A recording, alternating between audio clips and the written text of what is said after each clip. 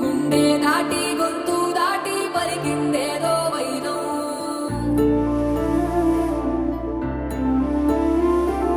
మూడు వారిన మనసులోనే పలికిందేదో ప్రాణం. కన్నుల్లోనే గంగై పొంగిన ఆనందం, కాలంతో పరిహాసం చేసిన స్నేహం.